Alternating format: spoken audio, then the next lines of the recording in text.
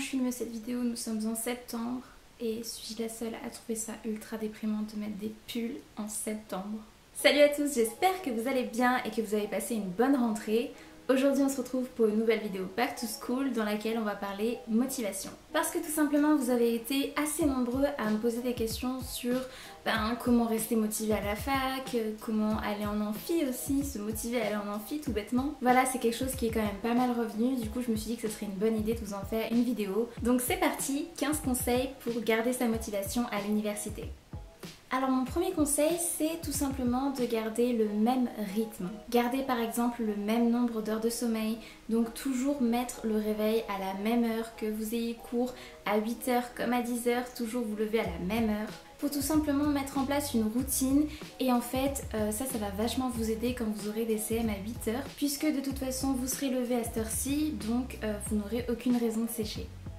Ensuite, deuxième conseil, être organisé. Vous savez que c'est vraiment un sujet récurrent sur ma chaîne et justement je vous sortirai une vidéo spéciale organisation très bientôt. Alors vous avez déjà pu avoir un aperçu avec mes précédentes vidéos avec mon agenda semainier, mon calendrier mensuel, etc. Donc voilà, vous voyez déjà un peu de quoi je parle. En fait le but c'est vraiment d'avoir une vue d'ensemble de sa semaine et de son mois et de noter vraiment tout ce qu'on doit faire, les dates importantes, etc. pour tout simplement anticiper et optimiser au maximum son temps. Et puis surtout quand les choses sont notées, on est plus susceptible de les réaliser que quand elles ne le sont pas. Donc voilà, pensez à noter tout ce que vous avez à faire dans votre mois et dans votre semaine, ne serait-ce que de faire ça pour être plus susceptible de faire toutes les tâches que vous avez à faire et ainsi être plus motivé. Ensuite, le conseil numéro 3, c'est plus un conseil psychologique qu'un conseil concret, vous allez voir. C'est tout simplement de noter tous vos objectifs, que ce soit sur un petit carnet ou sur des post-it que vous pouvez coller au niveau de votre bureau, enfin au niveau de votre espace de travail. Puis au moins si vos objectifs sont directement au niveau de votre bureau, vous avez une vue dessus tout le temps. Et vous avez une vue dessus surtout quand vous devez travailler. Et si vous travaillez avec ces objectifs là devant vous, ça peut peut-être plus vous booster et plus vous motiver. Moi personnellement c'est quelque chose que je ne fais pas parce que je ne me vois pas avoir plein de post-it qui traînent partout. Je fonctionne pas du tout avec les post-it, j'aime pas du tout ça. C'est pas assez rangé pour moi. Mais voilà, je sais que c'est une technique qui peut fonctionner pour beaucoup de personnes.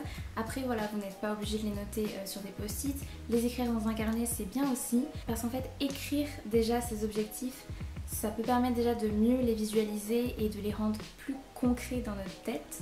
Et puis aussi vous aurez peut-être plus envie de les atteindre, ne serait-ce que pour la satisfaction de les cocher ou de les rayer. Une fois qu'ils seront atteints, vous vous direz ça, j'ai réussi à le faire. Et je sais pas, rayer les choses quand on les fait, c'est ultra satisfaisant. Je sais pas ce que vous en pensez, mais moi je trouve ça ultra satisfaisant. Ensuite, le conseil numéro 4 est dans la même lignée que le conseil numéro 3, c'est d'avoir un projet pro bien défini. Par exemple, si vous entrez en licence, ayez déjà une idée de ce que vous voulez faire après, que ce soit le métier que vous voulez faire, le master aussi dans un premier temps que vous voulez intégrer, parce qu'au moins si vous avez déjà ça de prévu dans votre tête, vous savez par quelles étapes vous devez passer et quels sont en gros vos objectifs intermédiaires, j'ai envie de dire. Par exemple, si vous voulez intégrer tel master, vous saurez que telles UE sont importantes et que c'est surtout celles-ci dans lesquelles vous devez cartonner pour l'intégrer. Et ça constitue déjà un premier objectif, avoir des bonnes notes dans ces matières-là. Et je rappelle que le but premier de cette vidéo, c'est la motivation et le fait pour moi d'avoir des objectifs, c'est déjà être motivé et les mettre par écrit, bien les visualiser et tout donner pour les atteindre, c'est de la motivation. Ensuite, conseil numéro 5, ne pas rester seul et se faire des potes à la fac. Parce que quand vous aurez des coups de mou, et vous en aurez, croyez-moi, c'est toujours bien d'avoir des gens sur qui compter et qui comprennent par quoi vous passez. Parce que voilà, si vous êtes dans la même promo, etc., ils savent vraiment ce que vous endurez au quotidien, on va dire, et du coup, vous pourrez vraiment vous entraider, etc. Ensuite, conseil numéro 6, ça c'est uniquement pour les cours en amphi, c'est tout simplement de vous dire que les CM sont obligatoires. Et surtout, toujours les noter dans votre emploi du temps. Parce que si votre objectif c'est vraiment d'aller à tous les amphis et de ne pas rentrer dans ce cercle vicieux où vous en séchez un, puis deux, puis 7, puis 10, le mieux c'est de n'en sécher aucun. Et du coup le but c'est de se dire que de toute façon ils sont obligatoires et si vous avez appliqué mon conseil numéro 1, c'est-à-dire toujours vous lever à la même heure, ben vous serez moins susceptible de les sécher puisque de toute façon vous serez levé et à force c'est un automatisme qui va se créer et vous verrez que vous ne vous poserez même plus la question est-ce que je vais en cours ou pas. Puisqu'au fond, quand vous étiez au lycée, c'était un automatisme pareil, aller en cours tous les jours, vous ne vous posiez pas la question tous les matins, est-ce que je vais en maths, est-ce que... Non, enfin, vous alliez en cours et puis c'est tout quoi. Et ben là, c'est pareil, prendre l'habitude d'aller à tous les cours, se dire que tous les cours sont obligatoires, toujours se lever à la même heure, et voilà, acquérir des automatismes. C'est vraiment le seul truc qui fonctionne pour ne pas sécher les CM. Moi, j'ai vraiment pas d'autres conseils, c'est vraiment essayer de n'en sécher aucun et garder toujours le même rythme et faire en sorte que ce soit un automatisme pour ne plus vous poser la question est-ce que je vais en cours ou pas. Ensuite, 7e conseil, pas évident pour tout le monde, mais essayez de ne pas réviser ses partiels au dernier moment. Et avoir pris de l'avance et s'être organisé en amont pour ne pas se retrouver dans cette situation, avoir mis en place une certaine organisation dès la rentrée, je vous dis pas de réviser dès la rentrée, mais vous être organisé en faisant vos fiches régulièrement, etc. C'est déjà un bon point. Le but, c'est vraiment de tenir des cours propres, bien classés et fichés, si vous faites des fiches. Ces 3 points-là, c'est déjà réussir. Et si vous avez fait tout ça, normalement, à l'approche des partiels, vous serez moins dépourvu que quelqu'un qui n'a rien fait de tout ça depuis le début. Et du coup, le rapport à la motivation, c'est tout simplement qu'à l'approche des partiels, souvent, on a une perte de motivation face justement à tout ce qu'on a à faire quand on ne s'est pas organisé en amont.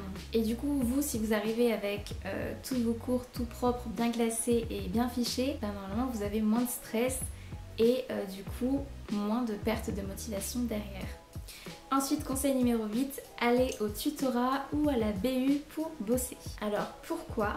Tout simplement parce que voir les autres bosser, ça va nous forcer un peu nous aussi à bosser. Parce que si vous arrivez à la BU et que vous regardez juste tout le monde bosser et que vous ne faites rien, franchement vous allez vous sentir peut-être un peu mal et un peu tâche dans le décor quoi.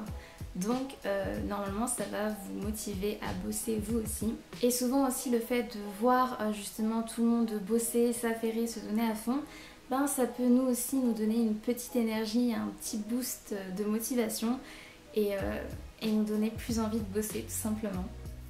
Ensuite, conseil numéro 9 qui va vous plaire, prendre du temps pour soi. Parce que des fois, si vous avez une perte de motivation, ben, ça peut être dû tout simplement à une baisse de morale. Et à ce moment-là, il faut bien écouter son corps et vraiment prendre du temps pour soi et se poser les bonnes questions. Voilà, essayer de se reposer, voir ce qui ne va pas pour tout simplement rebondir. Et c'est pour ça que dans son organisation, c'est-à-dire dans la planification de ses emplois du temps, voilà, de ses semaines, de ses mois et tout, il faut se prévoir du temps pour soi, obligatoirement, toujours ajouter des moments pour soi, parce que tous ces moments où on se sera sacrifié pour bosser, ben, sur le long terme, ce sera néfaste, hein, parce que justement, il n'y aura pas eu assez de temps pour soi. Et croyez-moi, notre cerveau, il n'est pas fait pour bosser H24, donc il faut vraiment le laisser se reposer et écouter son corps. Voir les signes avant-coureurs d'une baisse de morale pour éviter justement que ça n'influe sur notre motivation. Ensuite, conseil numéro 10, éviter l'effet d'auto-handicap. Alors l'effet d'auto-handicap, qu'est-ce que c'est ? C'est tout simplement fournir moins d'efforts et se trouver des excuses à l'avance en prévision d'un possible échec futur. Par exemple, vous allez avoir un partiel de maths et des semaines à l'avance, à un moment donné, vous allez dire ah oui mais là j'ai oublié mon compas donc je peux pas faire l'exercice. Et puis du coup ben la leçon je l'ai pas lue puisque j'avais pas fait les exercices donc j'allais rien comprendre à la leçon non plus, etc. etc. etc. C'est toujours trouver des excuses pour repousser les choses ou tout simplement ne pas les faire. Car on a peur d'un échec. Voilà, ce partiel de maths, dans tous les cas vous le sentiez pas et du coup vous êtes trouvé des excuses des semaines à l'avance avant même qu'il ne soit là en fait. Du coup vous avez justifié cet échec à l'avance et si vous ratez le partiel de maths, ce qui va sûrement arriver, ben vous pourrez dire que c'était pas de votre faute, c'est la faute du compas au fond. Voilà, vous aviez pas votre compas, du coup vous n'avez pas pu faire les exercices, du coup vous n'avez pas pu apprendre la leçon. Il y a eu 1001 choses qui sont arrivées et du coup c'était pas vraiment votre faute en plus. Voilà, il peut y avoir des explications externes, des explications même parfois internes.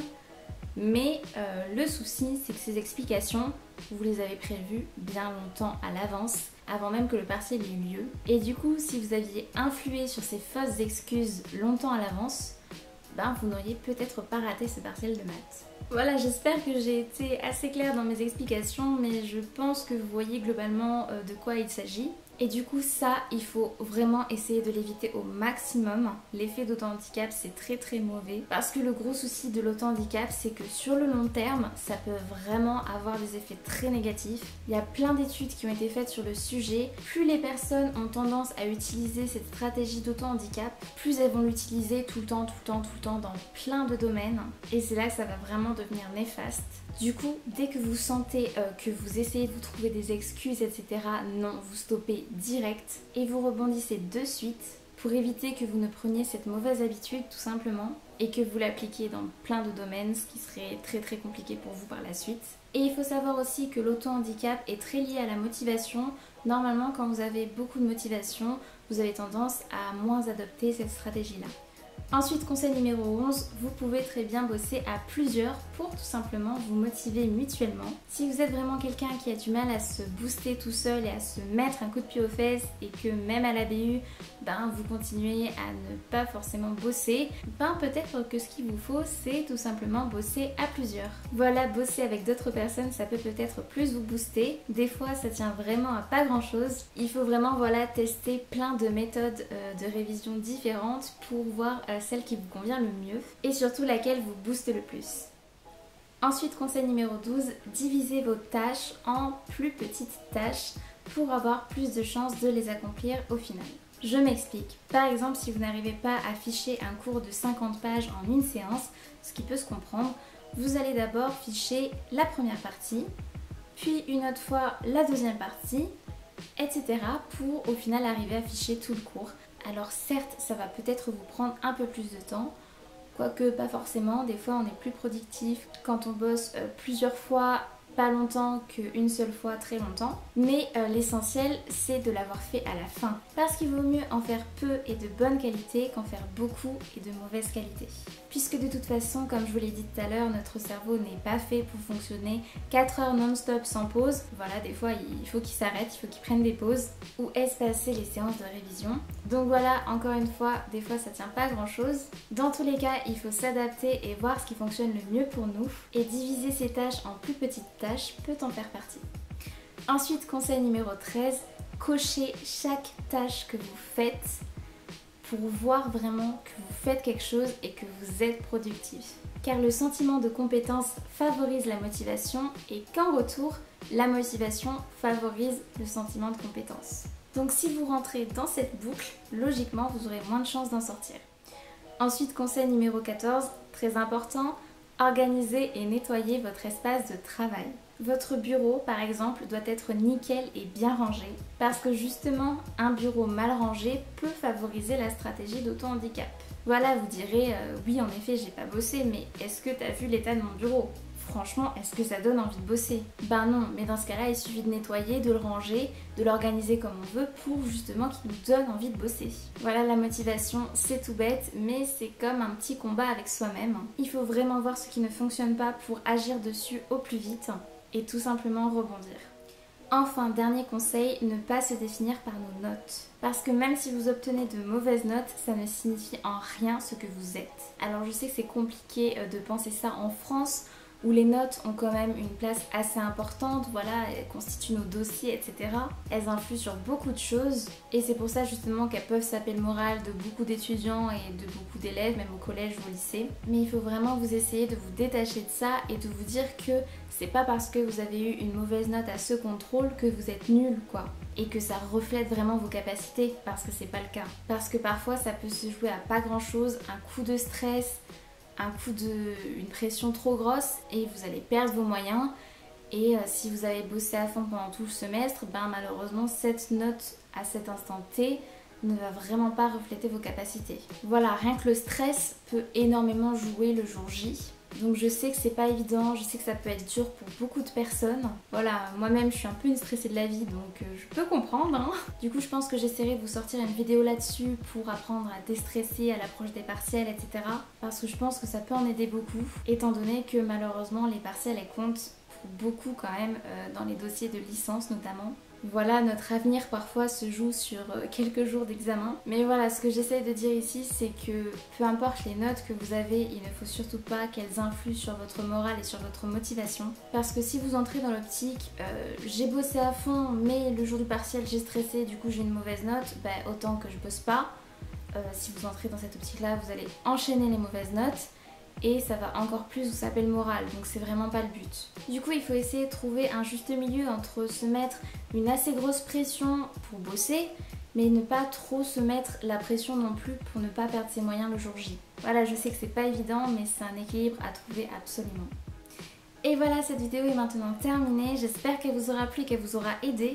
Si vous avez d'autres suggestions pour garder sa motivation, n'hésitez pas à les mettre dans les commentaires. Et si vous êtes nouveau sur la chaîne, n'hésitez pas à vous abonner et à activer la cloche pour recevoir les notifications de vidéos. En tout cas, moi je vous souhaite bon courage pour cette année scolaire, je vous fais plein de bisous et je vous dis à bientôt pour une prochaine vidéo.